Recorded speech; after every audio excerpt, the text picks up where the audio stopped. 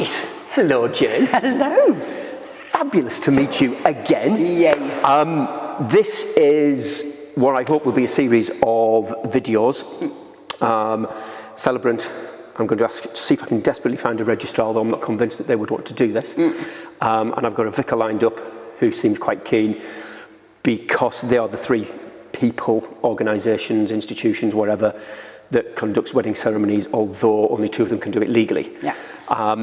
And I'd like to talk to you today about what a celebrant does, how do they book, what's the process, what do celebrants do differently, what you can do, what you can't do, and sort of me interjecting with what I prefer as a photographer, whether it's a vicar, a registrar, a celebrant, and how they interact to make the wedding different.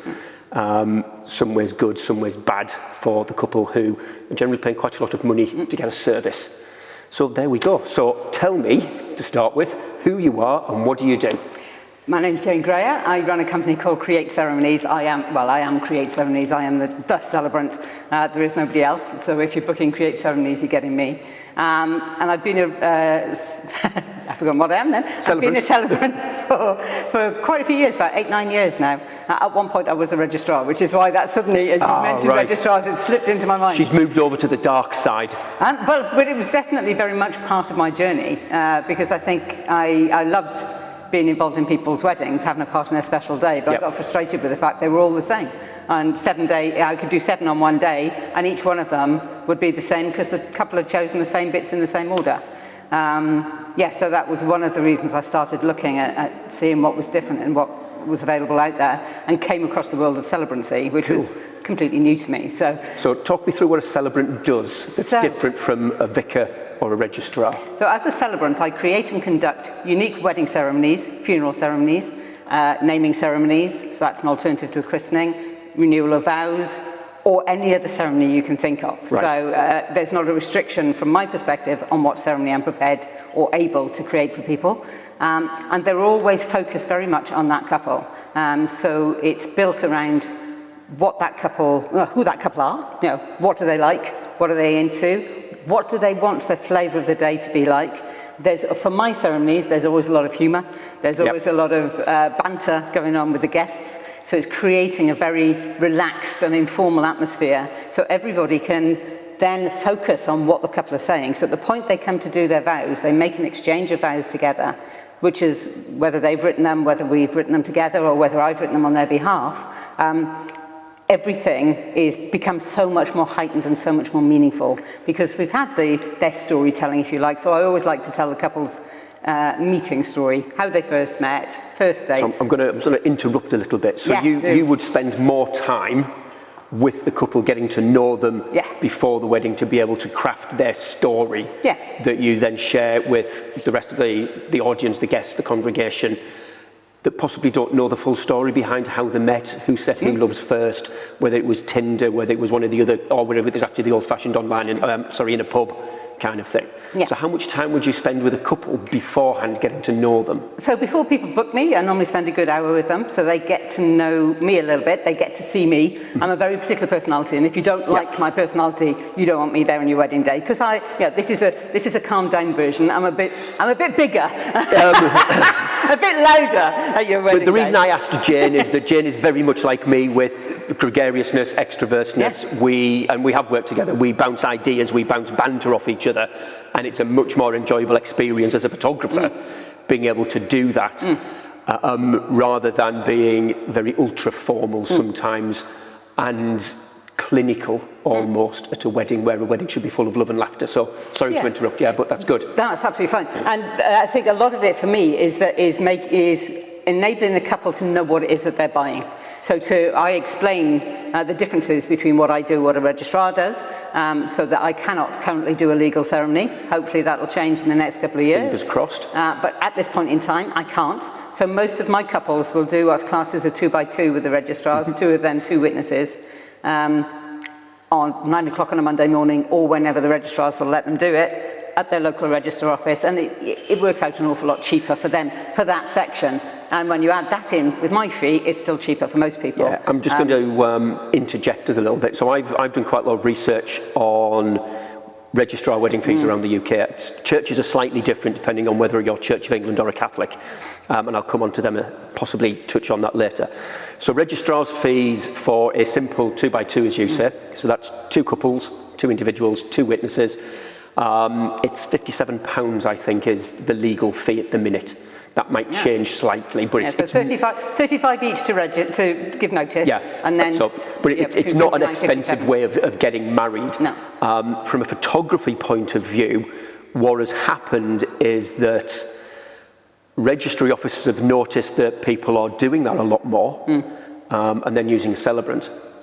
I am not allowed to actually go in and photograph that particular wedding.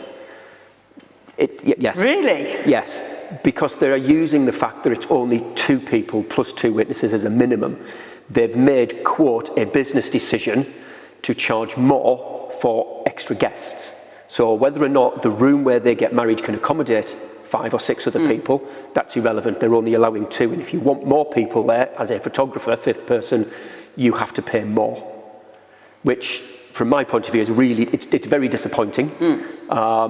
And very frustrating at times because you don't find out until the last minute.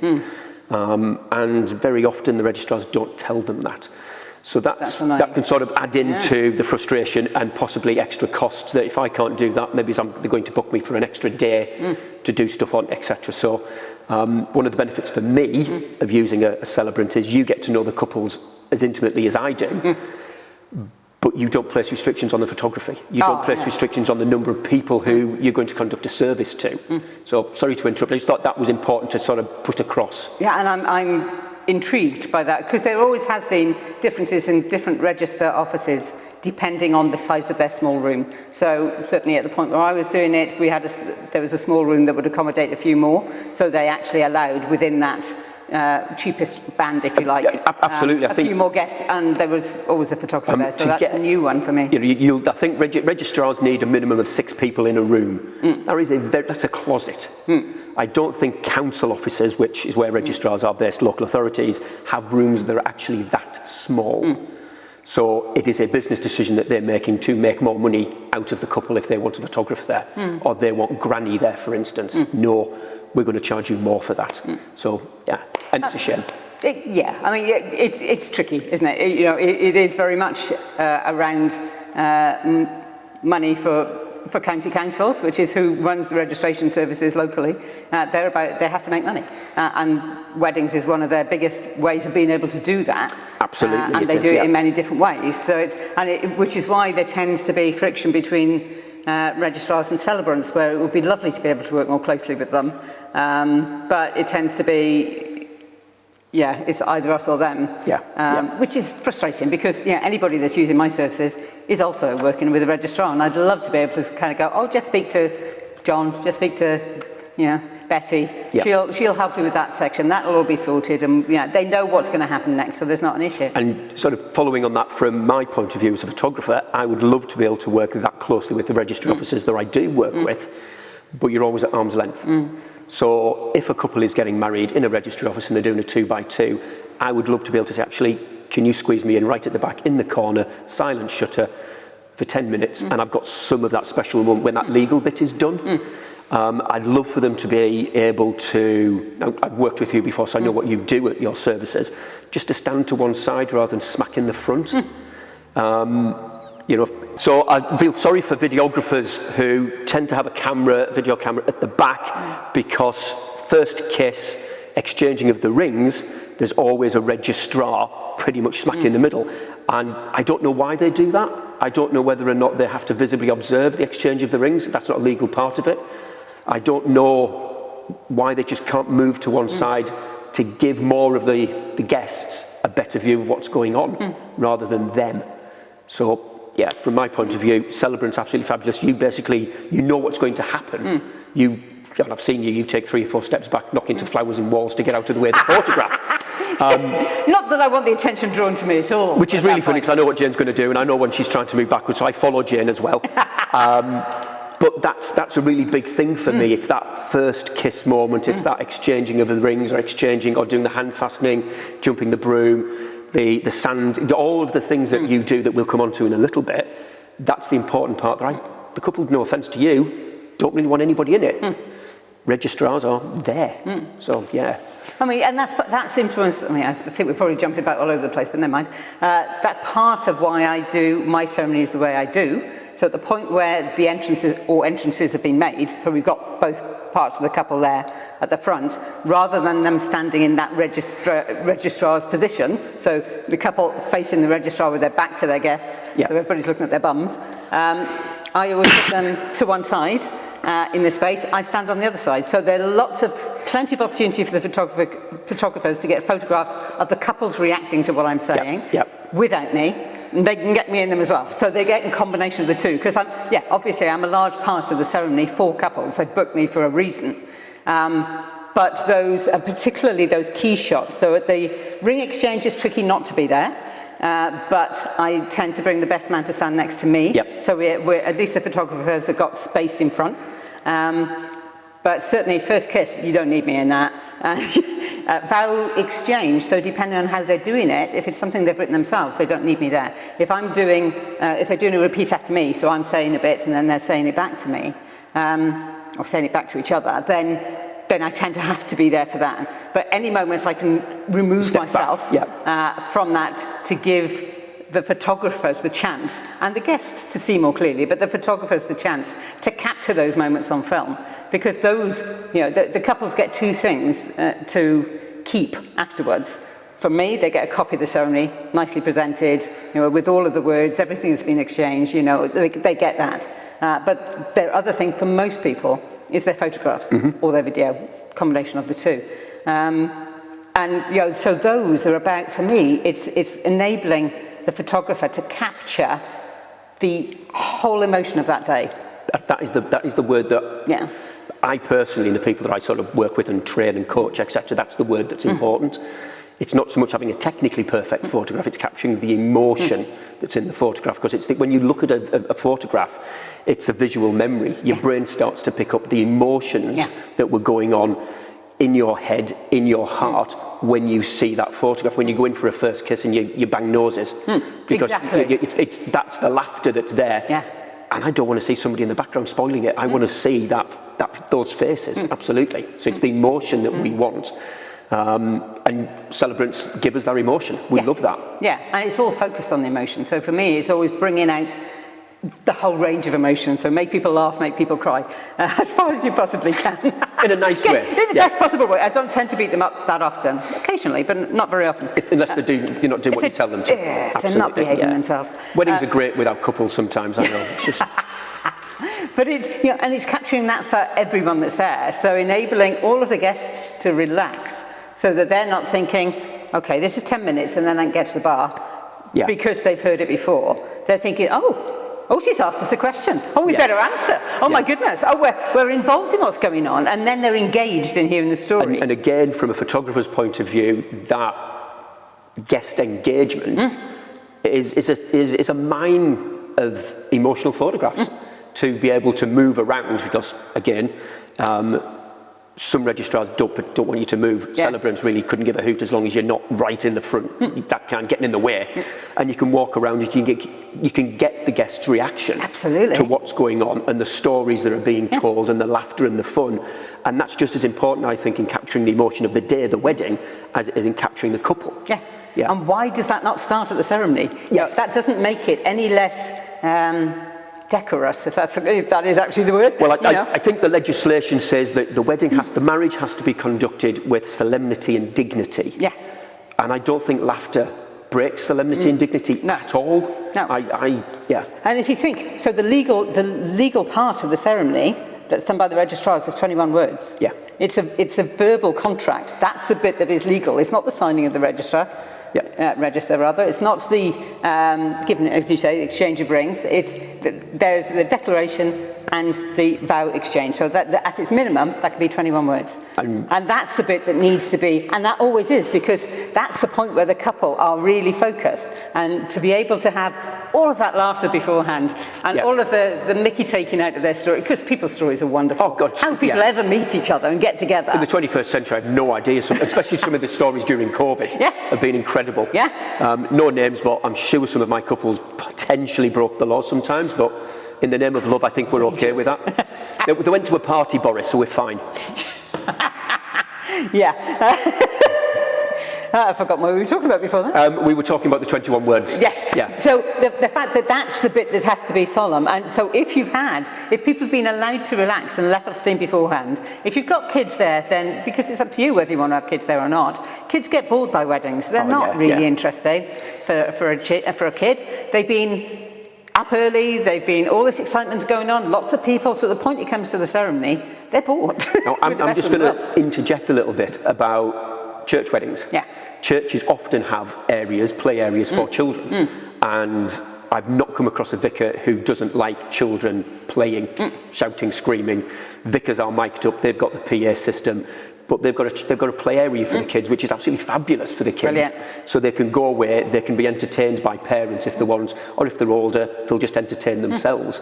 Whereas I think that would probably work with you. I think celebrants, people feel, because it's a very clinical and a very structured... Registrars. Sorry. She's going to shoot me. And I think because registrar-led weddings are very clinical, very structured, people sometimes feel afraid for their baby to make a noise, for their child to be childlike and enjoy. And it is a boring thing. You know, a child's got an attention span of like 3 seconds. They need something to keep them going. So churches sort of work good in that respect. And I know, and I again done weddings with you, and you really don't care who screams, shouts, crawls down the aisle, wherever. Oh, I'll have an interjection. You'll join. I've seen you join in with the babies and the children. Not crawling down the aisle. Not crawling down the aisle, no. But that's sort of an interjection about thinking about church weddings. They will often have a space dedicated for a play area. And I always say to couples, if you've got kids coming, so whether they're your own kids or whether they're other people's kids, make sure you've got food for them, sweets for them, drinks for them, something for them to play with, something for them to look at, read, colour, because more or less without fail, every couple's child has wanted to be with them. Yes. Because suddenly, they haven't seen their mummy and daddy together, and suddenly they're together, and of course they want to be with them. So, have things there that will help them to get through that. And if they make a noise, that's fine. If they run around, providing it's safe for them. One of my favourite photographs came with a couple who had a little boy. He walked his mum down the aisle, which was just spectacular. And then he ran around the room finding all the plug sockets, because they were all at his height, of course. So we blocked off all of those. Yeah, exactly. Yeah. We blocked off all of those. Yeah. And then he came and he sat underneath his mum's veil. Oh, God. Photographed straight down the aisle of him sat underneath, and it always stays on my stall at wedding fairs, that one, because it's just, and people don't always see him, but when they do, it's just like he was right at the heart of the ceremony. Yeah. He was there, he was happy. Yes. So that's fine, we were all looking at him, going to go, totally upstaged by a 3-year-old, but beautiful. And I think because of the way they're a celebrant yourself, put yourself across right at the start of the proceedings, it encourages people to let their children be a little bit freer. Registrars, they basically tell you what you can and can't do right at the start, and there are certain laws and stuff, so it sort of scares, intimidates people that they've got to be a little bit, I'm going to sit up straight, I've got to do the whole thing, rather than being able to chill and relax and enjoy the service. So, so talk me through what you can do as a celebrant. So I mentioned earlier on about hand fasting, jumping the brooms, doing sand services, things like that. And we've done something together with a gluestone court that they had hammered nails in, the guests got hammered nails in. So what can you have in a service from a celebrant? Anything. You can have anything. So the point where I meet with couples, I normally start off by going through some of the most well-known kind of rituals that can be included. So things like a hand fasting, where the couple's hands are tied together with coloured ribbons or cords. And where does that originate from? So there's lots of debate about it, but it goes back centuries. It's definitely pagan. Some people say it came over the Vikings. I'm not completely convinced, because how come we've got such a tradition of it here? Because where's the intermarriage going on there? So I'm not completely convinced, but you find it in different parts of the world as well. So it's certainly something that is goes way beyond when having I think Christianity you're thinking around. about the terminology. You're binding two people together. Yeah. You know, so whether they're bound in love, whether they're physically bound, it's a demonstration. Exactly. So rather than exchanging rings, perhaps you're doing. You know, you didn't have the metal. You didn't have anything to make rings out of. So what are you going to do? And it was they'd have been performed by the elder of the village, whoever that was, whether male or female. They would have been using just like to whatever. say, you do get younger celebrants than Jane as well, by the way. It doesn't necessarily have to be an elder. I know she's looking at me because I've got excellent peripheral vision there. Charming. Charming. Every celebrant is different. But there are lots and lots. Person in the village, absolutely. But no, at that point, it would previously it would have been the elder of the village because they were the person that had the wise person. Yes. So whether that was a chief or whether that was a female elder who performed a lot of those kind of tasks of the midwifery and that kind of things, or the medicine kind of side of things. It's the weight of the person, not physically. Gravitas. That gravitas, thank you. The person that is important. That's where the power in inverted commas comes from. So, and you would have been using things that you had locally. So now we use lovely ribbons, or we use cords, or people have braids, or things made, all kinds of different things. But I love it when actually we incorporate things within the hand fasting that have personal meaning for the couple. So I did one, I could go on forever, but I did one recently where, in fact, I didn't provide any of the colours of things. All of the family provided them. So some of them had woven wool. And again, just from a personal point of view, it's amazing that the family can join in. Oh, absolutely. And you're building a family heirloom right from the start of two people joining together. Grannies have done it, mothers have done it, granddads, etc. They've done something like that to be part of that service. And whether people, so hand fasting works perfectly in that way, because whether you give people the opportunity to choose a colour, that then I do the binding, or whether other members of the family come up and do the binding, absolutely fine. I can do the words because nobody wants to do the words, because for me it's quite a wordy one. I like it being a wordy ceremony. So you can have people coming up, and that can be all ages of children, adults, grandparents, all the rest of it. Or whether you're using things that are representing people that aren't there anymore. So a grandfather's cord, dressing gown cord, Oh, that's lovely. So that then everything becomes linking through the ancestry of your families, and the bringing together of those two families is incredibly symbolic. And you can go whatever direction you want with it. So it's not kind of one fixed way. This is what a hand fasting is. I had a couple recently that wanted a very short hand fasting. Mine tend to be quite wordy. But we found a way that felt comfortable for them to incorporate it within it, to have the meaning, but absolutely condensed for them, that worked perfectly. And it was beautiful because they then actually did all of the knotting themselves. They had a different kind of, they had a pre-made braid, if you like. Which was then I placed over them, and then they did everything themselves. So each time they made a promise, they were tying a knot. Beautiful, beautiful. So every time I'm meeting with a couple, I'll give them ideas about basic rituals, and then it's like, well, how does this work for you? How do we do this for you? What's meaningful for you? And changing it and rewriting it and looking for different ways to make it meaningful for them. So the hand fasting, as you say, is one of the best known ones. I've seen I've done a hand fasting a venue in the Milton Keynes, and the couple stayed tied together for several hours after the wedding, again to symbolise them two being one, which I thought was really quite pleasant and sweet. Not quite sure about the logistics. Thank you. But to be perfectly honest, if you're living together, which most couples do nowadays, you're familiar with everything else. It was just a nice way of actually making sure that everybody knew that they were actually together. And it doesn't just like we're going to give each other a kiss, walk off, and that's it. It's they stayed together. I think it was about 2 or 3 hours, which is quite hard trying to do photography around them. But you work with that, and that means it's extra special to be able to do something like that. And that's where it has meaning for them. So you can bring in all kinds of gods and goddesses depending on spiritual beliefs of the couple. A lot of the time people don't want that, but they want the symbolism of it. So it's finding what's the right level for that couple. I mean, personally, I hate the phrase two become one. I don't think two do become one. And I think it belittles both. But whereas actually you become more than one. You become more than two, actually. Two become more than two. And you create something bigger and better and more impactful. But the symbolism of it, and that's definitely happened. There's certainly written testimony to that happening historically. So brooms? Brooms, jump in the broom, marvellous. It's interesting, isn't it? Because the phrase living above or below the broom, I've heard it both ways around, or was a bad thing. That always used to be the point where if they were living over the broom or under the broom, then they weren't married. So in ancient days gone past. And again, that's a tradition that's sprung up all over the world in different cultures for different reasons and with different meanings, if you like, but symbolically much the same. Your new broom sweeps away any evil spirits or any, any past misdemeanors, anything that's gone before. So it's creating a clean slate for your marriage going forward. But again, there are lots of different things you can do with that.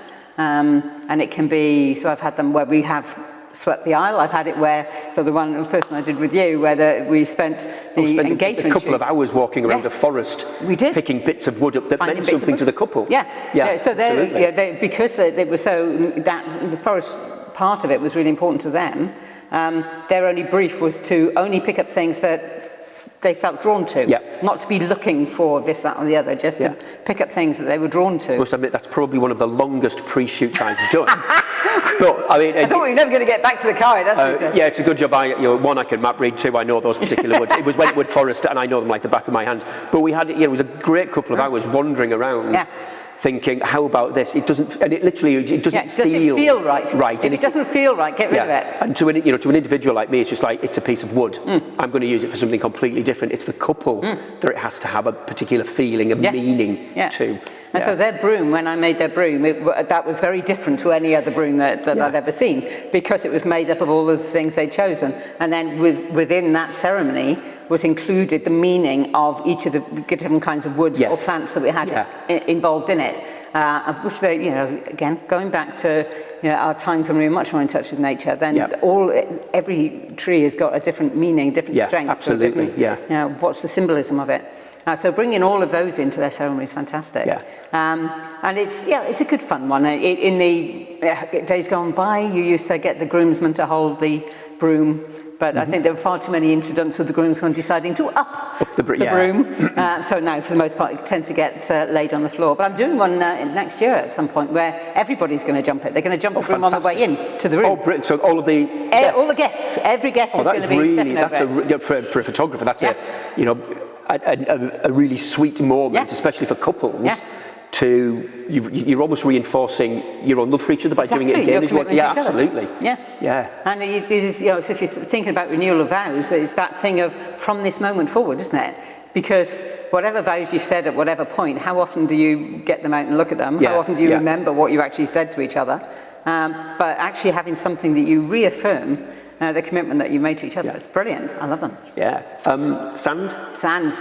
Unity sand ceremony. So part of the range of unity ceremonies, which are based on similar lines, but have different kind of ways of expressing them. So for sand, you have a vessel. Quite often I use a heart-shaped glass vessel, but I've used gin bottles. I've used anything that has meaning to the couple. So who drinks the gin?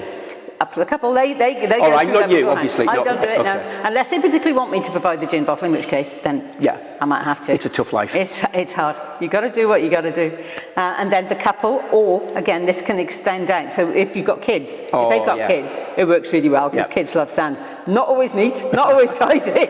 Sand goes everywhere, but it's a really good way of involving other members of the family again. And so each member of the family, whoever's doing it, has a different colour of sand.